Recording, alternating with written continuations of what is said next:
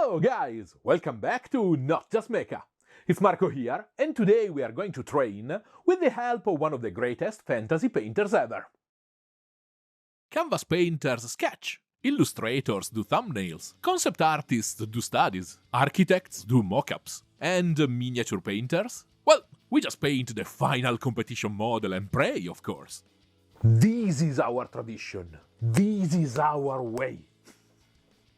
If you look at literally any other form of art and any other kind of artist, they never do that. So I want to introduce a new series where I'm going to do zero stress, zero stakes painting exercises, while talking about why they matter and how to adapt them to our miniature painting specific needs. And we'll start with how I massively sped up my personal learning process, stealing shamelessly from established artists from other media. In this case, from Patrick Jones and his workflow on the Palace of Medusa. Riding the perfect storm of MINDWORKS, just releasing the Patrick Jones paint set and mini busts. For the most stress-free and seamless one-to-one translation from canvas to 3D. Because yes, especially if you are at the beginning, copying can be really good for you.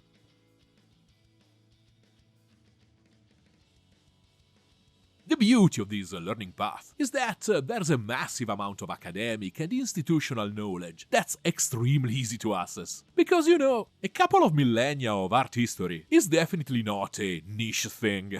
And more often than not, you'll even find something incredibly specific, like your favorite modern fantasy artist literally explaining what they did step by step. Even if I'm changing little things here and there to adapt the light to the different focal points of the self-standing bust, I don't feel I need a proper rough sketch. Because my, air quotes, outline, plan, and general composition already exist. So all I need to do is to turn it into a blank white canvas, and I can jump straight into color, or better, values.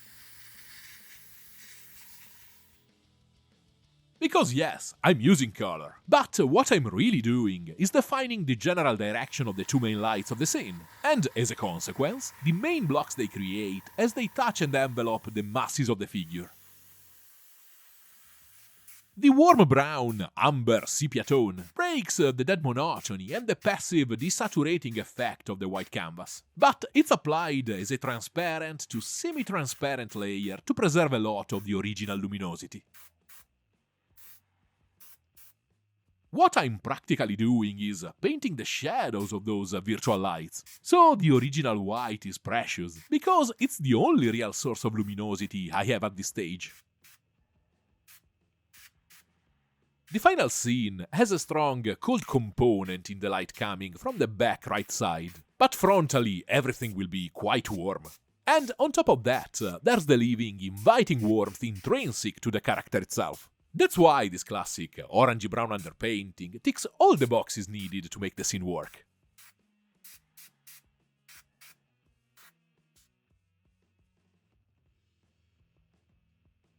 Painting in 3D, I can of course use washes to quickly bring out the mid and fine details of the sculpture, and get a simple structural sketch with a more defined rendering of the smaller volumes. The wash has this useful extra advantage for us, but it's still a real step even in Patrick's workflow, used to establish a general harmonious tone before blocking in the figures in a more definitive way, and smoothing out the sketch. I don't like using oil washes at such an early stage, partly because of potential adhesion issues with the many acrylic layers to come, but mainly because I would have to wait for the wash to set and dry before continuing, and I really don't want to kill my momentum at the very beginning, when I'm super pumped and inspired. So, I started using watercolors to get a similar effect and procedural behavior. Watercolors are a bit less sharp in their shading, but I don't need the laser precision of an oil wash in an underpainted structural sketch, so the trade-off is still extremely positive. More interesting, the advantage over an acrylic wash is huge. With oils and/or watercolors, I can remove material after the fact in very specific ways and areas, easily modulating or even restoring completely the original light of the white base. The crazy level of control you get in the pinch created by being able to equally add and remove paint is really something else.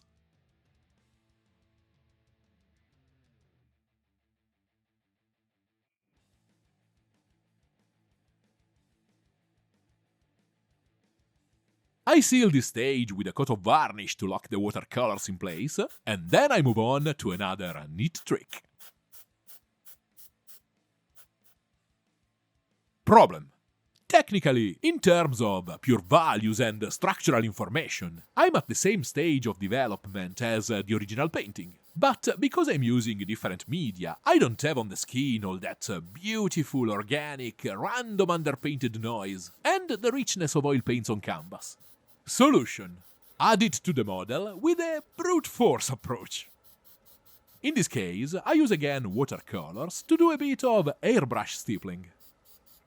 I lower the pressure to a minimum and spray progressively lighter random microdots, moving in separate stages from blue to magenta to yellow, as I approach the extreme lights.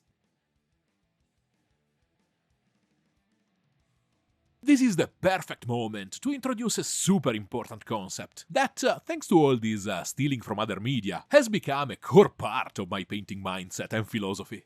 Ideas are more important than tools and techniques. This entire process is a perfect example. The original is a pure oil painting, yet I can lift the entire conceptual steps using completely different paints, simply by understanding what each oil paint step is trying to achieve and represent. And you can of course extrapolate ideas from any medium, traditional, digital, comics, graffiti. The real question is always, what is the goal? What is the intent? Once you understand that, you will realize that there are always dozens of ways to reach a similar or even the same result. A bit of final cleanup with plain water.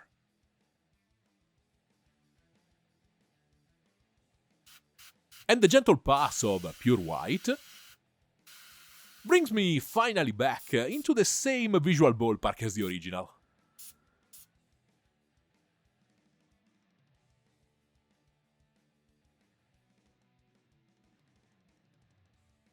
At this point, Patrick starts defining the intrinsic local tones of the individual elements. So, of course, I do exactly the same.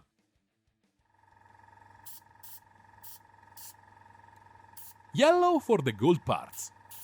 And knowing how acrylic green loses vibrance and coverage over a desaturated luminous base, for a more saturated underpainting for the mass of snakes. And yes, I'm only partially crazy. The smaller bits are of course done with the brush.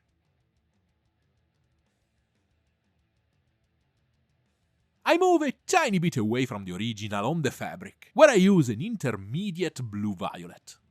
With the painting as reference and ending point, I know exactly how the final light will behave, so I choose this ambiguous temperature as an easy bridge between the cold backlight and the warm frontal light. Sitting right in the middle of the temperature scale makes that transition incredibly smooth and easy to manage. A bit of proper living warmth for the lips and around the eyes.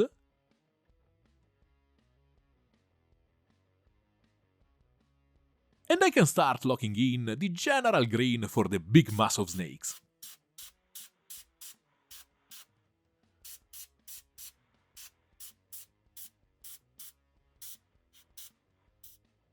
What is really interesting here is the countertone used in the lower areas. The complementary orange adds a ton of chromatic contrast, in a zone that will be intentionally low in value contrast and detail.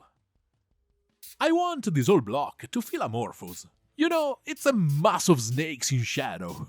But that doesn't mean it cannot be visually interesting. As a side note, the slight mixing of complementary colors naturally pushes everything toward a more desaturated, believable look.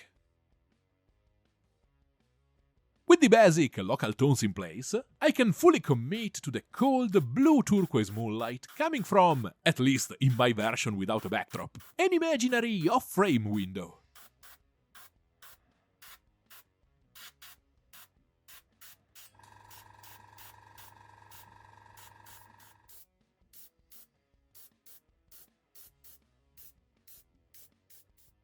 Following Patrick's steps, I then apply a very critical general glaze of yellowish green as the main tone of the frontal light.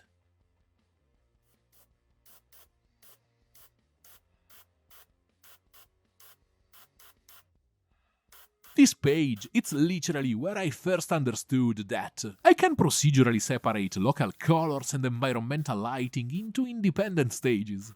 Again, thanks Patrick.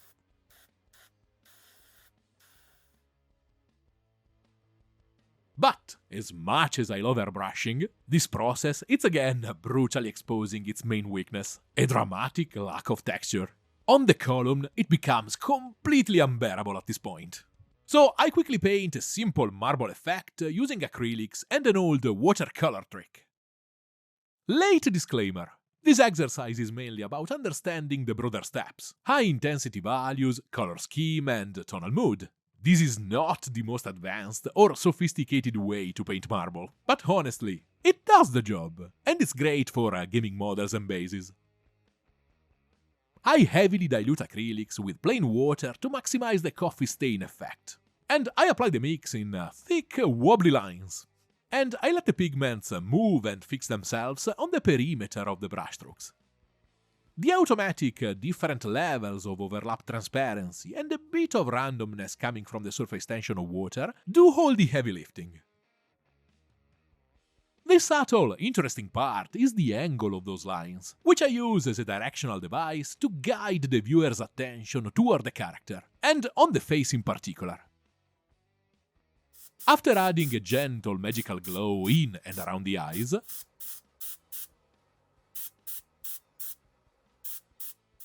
what remains is simply the final sharpening and refinement of what's already there. Okay, one final trick, I promise, I can't resist. The no-stakes, non-utilitarian mindset triggers an uncontrollable urge to try silly stuff. So, sorry for the detour. This is just a transparent white pushed through an improvised stencil and integrated back into the structure with a yellow filter.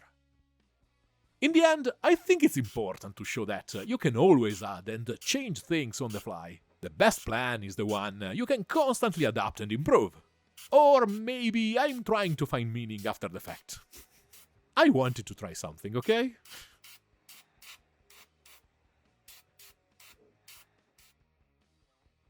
What remains is simply the final sharpening and refinement of what's already there. This time, for real.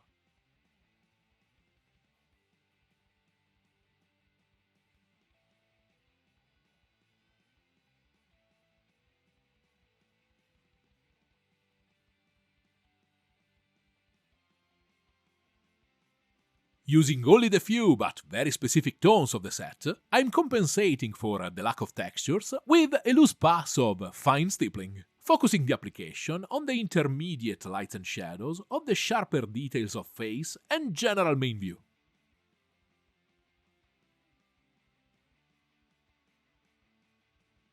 Circling back to the idea that concepts beat tools and techniques, I find fascinating to see how similar this workflow is, despite leaning more into display painting, to one of my speed paints. In this case, the process is conveniently spoon-fed by a book. In a high-quality speed paint, I define and prepare it on paper beforehand. But regardless of where the plan comes from, once the decision-making map is ready, the actual painting becomes incredibly easy and fast. I've come to the conclusion that overthinking while painting is really bad. But overthinking before painting is really, really good. I used to think this was just my problem, but after a lot of teaching, I've realized most of us fall into the same trap. Maybe because if we enjoy so much spending hours painting tiny things, our brains have to share some very specific wiring.